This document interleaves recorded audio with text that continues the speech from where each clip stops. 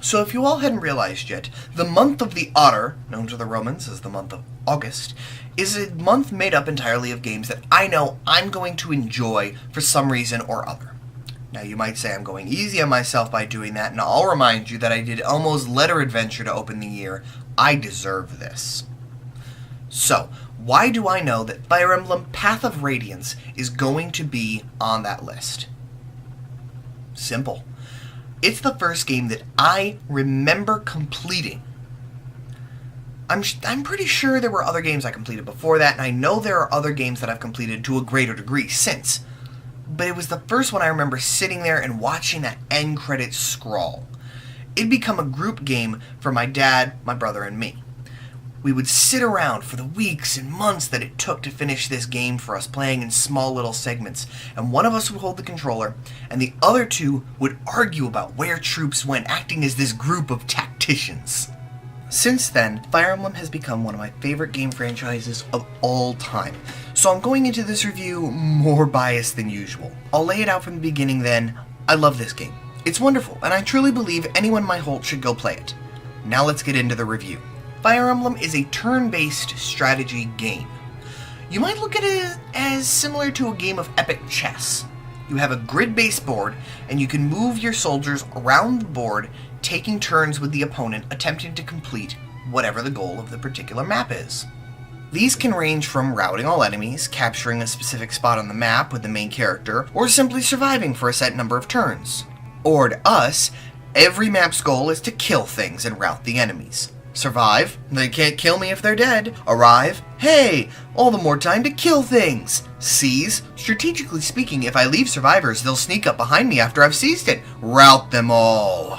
During each battle, there are other factors to consider, such as the rock, paper, scissors of weapons, speed, survivability, where enemies can reach, so on and so forth. On any turn, there will be so many things you need to keep track of, unless you do what we did and get some characters really powerful, so you can just send them off.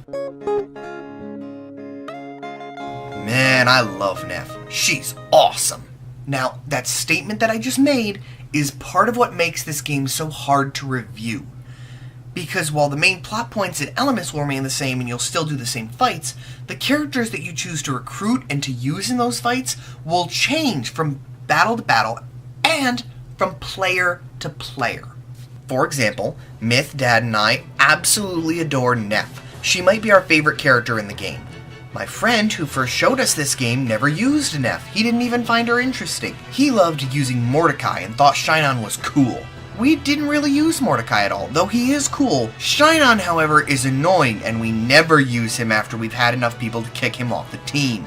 No one I know uses Tormod, but I love Liliana. This is part of what I enjoy about Fire Emblem. Each character has their own interests, their own backstories, and their own personality. These become more emphasized as the games go on, but are present even in this one.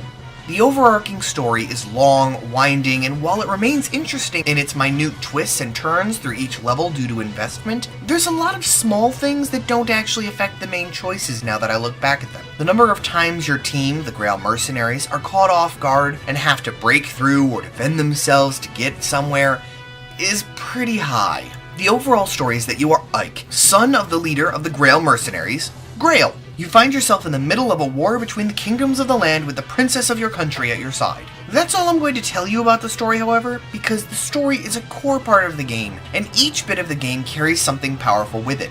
If I told you who dies, it wouldn't carry the weight that shocked me seeing it for the first time. Which character betrays you? Why would they do it? Where will you go, and who will you help or save there?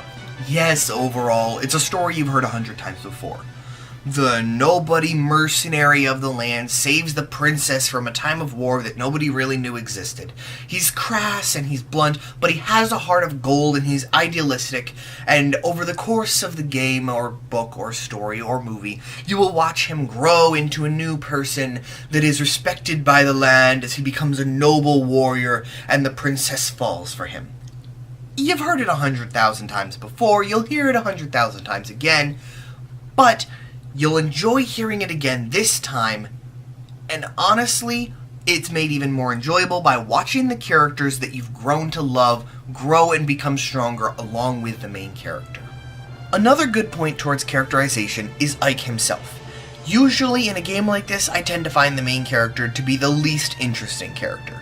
For instance, in a game that I won't review for some time to come, because of its length if nothing else, Tales of Symphonia, I really don't like Lloyd very much. I don't hate him, but I actually don't tend to have him on my team. So when a game requires that I keep a main character on my team, as Fire Emblem does, I would normally get frustrated at being saddled with a character I don't much care for. But I actually enjoy everything about Ike. His character, while cliched, is enjoyable. He's never seeming to be overpowered to me, while not seeming weak or unrealistic. His attack animations are awesome. He's not below curve for strength and durability either, being a powerful frontliner, but one that I wouldn't leave to do things on his own. He fits what this game needed, though there were some points where I wanted to not have him in battles in favor of someone else. I do understand why this needed to be done. The game is only over if you allow Ike to die. Or allow the princess to die in certain maps, but 90% of the game is Ike. If that's your game over state, you can't not have him on the map. You may ask then what happens when the other characters die. They die. Forever. You have to watch the character you've grown attached to and took the time and effort to build up die in front of you, usually giving you a heart-wrenching last word, calling out to their family or apologizing for letting everyone down. Now you could leave it at that, calling up the other units you weren't using to replace them. This is how the game is meant to be played. I am a safe-scumming failure who refuses to lose my teammates, though. I will always start over and over until I get the strategy just right to be able to take out everyone on the map without losing a single soldier. Besides, it's not always my fault they die. Up until this point, I've said nothing but praise for the game. This is the point to start looking at some of the issues. I don't think the computer understands how percentages work sometimes. The enemy has a 4% chance to crit, but consistently does. That's supposed to be a 1 in 25 chance it'll crit. Stop it! You'll miss attacks with up to a 94% chance to hit a lot more than 6% of the time. Enemies with as little as 13% chance to hit you will just land hits as if it's nothing. Then they'll miss with up to 99% chance to hit you, or you'll crit on a 1% chance. It's just as ridiculous, but you'll be too busy cheering to care. Some abilities are also literally useless. Astra is an ultimate awesome skill that cuts the damage an attack does in half, before letting you attack 7 times in a row for 3.5 times the damage of a normal attack. This is great, it deals more damage than a crit. But not only is it only teachable with one of the 5 occult scrolls in the game, it also uses up 7 weapon durability. Yeah, every weapon has a limited number of uses, usually around 15 to 20 total for stronger weapons. That's fine for normal fighting, but this one attack you use up to or over half of your weapon's durability? That's outright detrimental. Even worse are abilities like Parity. This skill turns off both you and your opponent's special abilities at the start of the fight. There's almost no enemies until the last map or two that have any abilities, so equipping Parity turns into giving yourself a handicap for no reason. Worst of all is Shade, a rare ability that automatically comes equipped on Liliana and Volk. It's supposed to cause enemies to target any character but them first. It does not work. I am aware that I don't have footage of this, but that's because we've tried to use and rely on this ability over and over for risky plays, and other times that we've played the game. Enemies will go after a character with Shade just as quickly and directly as they do any other character, resulting in them dying over and over when they should be protected by their ability. The opposite ability that raises the chances of a character being attacked works properly, but Shade itself is an absolute waste of time. There are other small complaints with the game for me. For instance, in a later installment, there's a button to instantly mark all enemies on the map's movement and attack ranges. There was no such button in this game, and I severely missed its loss. It can take quite a while to mark all of the ranges, and all it takes is having missed one flying unit that was off the screen somewhere, and you're restarting the map to undo your healer being killed. Sometimes also after hitting the A button, it'll go through twice, so when you simply try to check how badly an enemy is going to hurt the unit you're trying to level up, you instead end up attacking them head on and throwing away an hour of careful planning. Even when I'd first bought my controller, it had this issue. It might still be the controller, but it would happen from time to time with each of the 4 GameCube controllers we own. It doesn't happen often, but just once is enough to be infuriating. Overall though, those are small nitpicks. The game is challenging enough to be fun, but not impossible or ridiculous. At some points, it even felt downright easy. I was on normal mode, but with this series, hard and maniac modes are no joke. If you really don't like strategy games, then I suppose this wouldn't be any fun for you. But for anyone else, I would suggest at least trying it out.